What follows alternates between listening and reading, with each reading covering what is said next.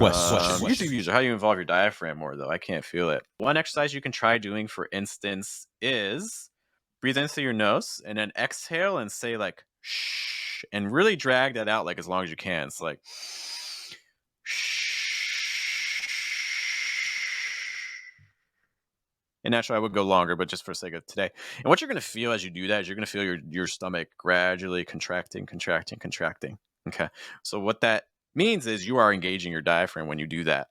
So ideally, when you're saying sentences, you kind of want to feel, you don't want to like tense your abs. That's not the goal, but you want to just kind of you want to have a little bit of that feeling in your diaphragm to be like, okay, I can feel as I'm saying this sentence, I'm making that slow contraction. Another way you can kind of measure this too is that if you adjust my angle really quick, if you take your hands or your knuckles, we're not going to fight. You guys would win, I promise. You're going to take your knuckles, you put them on your ribs, and then if you breathe in, see how everything just opened up there? Mm-hmm. So that's a sign that I'm engaging my diaphragm. And then when I exhale, everything contracts. Okay, so what a lot of students are doing when they're speaking in American English is they're not really even engaging their diaphragm much at all. Your lungs are doing a lot of the work, and you can tell because when you're talking, what's happening is you might expand, but you never contract. So we're just stuck in this open position. Whereas as you're talking, you want to have a very, very, very slow contraction as your ribs kind of start pulling together more. Because that's a couple quick ways you can kind of check to see if you're engaging your diaphragm as you talk. This is hard for people. I even work on this with native speakers. So you are all not alone. And a lot of people just don't even know how to do it. So I think it's easiest just to start with breathing, just to kind of understand before you add anything else. And I like to say, put your fingers like right here. And if you feel you're breathing all the way down into here, and this is kind of, you can feel it pushing on your fingers. Then you know you're getting a deep enough breath. And then onto that, like you said, then it's just about try to breathe out and empty your lungs all the way from the bottom and then fill it back up and then try to say something. One exercise you can also, and you could hear that depth on that vibration.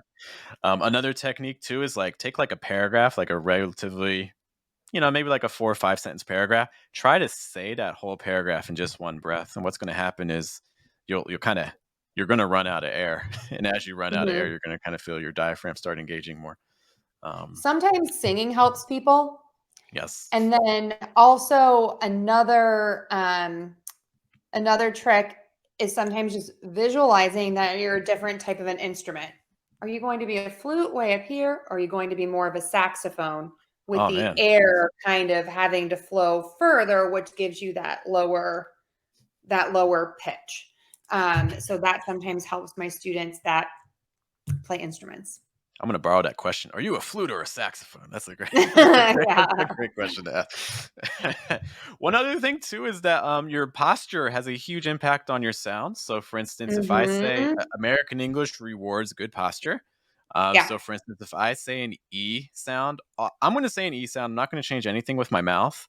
I'm just going to say an E. And as I say that E sound, I'm going to raise my shoulders and just listen to the difference. So like, you